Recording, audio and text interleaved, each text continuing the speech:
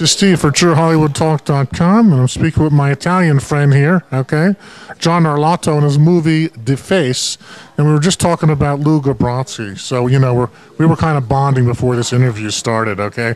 Anyone who's not a fan of Luca Brasi is not a friend of mine, okay? Hey, welcome to the show.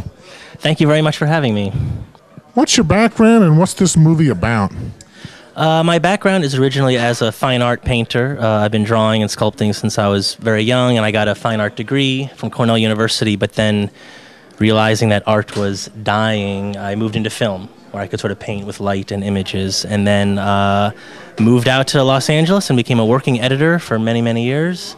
Finally thought it's time to put my money where my mouth is as far as writing and directing. Went back to school for a master's at the Art Center College of Design, and I made this short film. Well, it sounds like you have an interesting background, and you finally reached that, road where you said, I want to do my own thing. Is that true? That's exactly right. Especially living in LA, there's a lot of sort of coffee house meetings and, sort of beginning of projects, and they all sort of fizzle out, and then finally you get tired of talking, and you really need to test yourself if you can really write, if you can really talk to actors, if you can really tell clear plot points, and so this film was that test for me.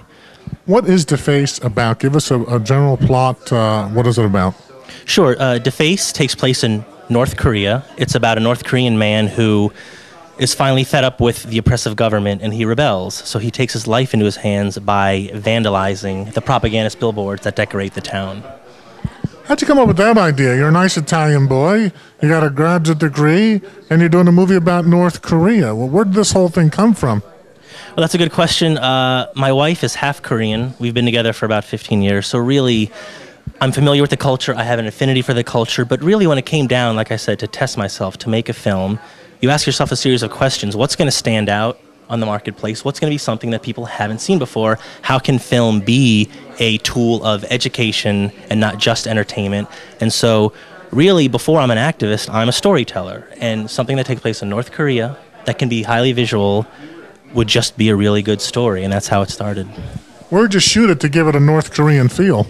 That's another great question. Nobody believes this after seeing the film, but we just did great production design in downtown Los Angeles and Oxnard, California. We just, built these huge billboards. We avoided the Los Angeles skyline. We chose sort of dead-looking fields to have our characters walk in. Older architecture as backgrounds, and then just did a little color correction, sort of draining the color, a little bit more of a silvery gray look, and it really transports the viewer. So I'm really proud of that production design element. What's been the response so far, John? It's a little ridiculous. People who see this film really love it. I think audiences are hungry for cinema that touches them, again, on an emotional level. Things that they're familiar with from even like sort of 70s cinema, or even my personal favorite, Asian cinema, Chinese cinema. They're not afraid of drama. They're not afraid of emotion. And so there's really a very sort of thunderous response at the end of this film all the time. Well, I was watching Jet Li in Beijing Bodyguard 10 years ago, long before I was a John Woo fan, watching his Hong Kong movies and saying, this is some of the best direction I've ever seen. So I think there's a lot to learn from Asian cinema. And what we're seeing here, what I'm seeing, is a strong international flavor. So wake up, U.S. filmmakers. It's a very competitive market. You're no longer the only game in town. Your film better look good and have a good story. Did you design this postcard? Because this Deface postcard is pretty awesome.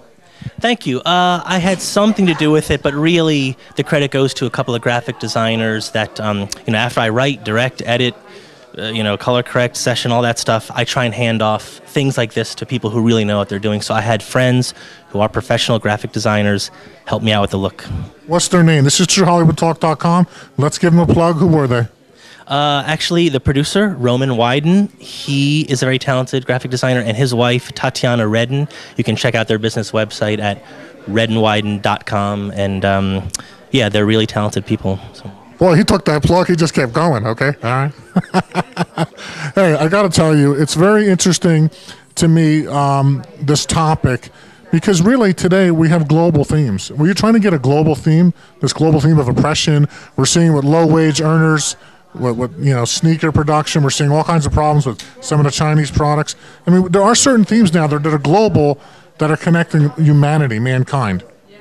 Absolutely. I mean, even though this takes place in North Korea, it's still, because I am an American. I'm an American filmmaker. I'll always be that. So it's still part of my commentary on even, the modern U.S. government and how people feel like they don't know everything that our government is doing, and there's sort of, secrets that kind of bubble to the surface. And so I think that unifies us, and this film definitely meant to be global, to not just take place in North Korea, but to break down borders, to make us all feel the same thing at the same time. Because at the end of the day, we just want to feed our families. We just want to be able to express ourselves. We just want to be able to be relatively safe in our own country. What's your next film? What do you want to do? The next film is definitely a feature. It's a script that I wrote, full length, and now it's a much smaller story. It's not an Asian themed anything. It's a sister story that takes place in America. There's no subtitles in this one, and really something that I wrote just to attract A-list talent. Something, because I'm a writer, so something that really would attract talent and be able to be shot for just a couple of $1 million and actually see the light of day. Well, I want to thank John for coming on True Hollywood Talk. You're a delight, and best of luck with your new project. Thank you very much. I appreciate it. This is Steve for TrueHollywoodTalk.com.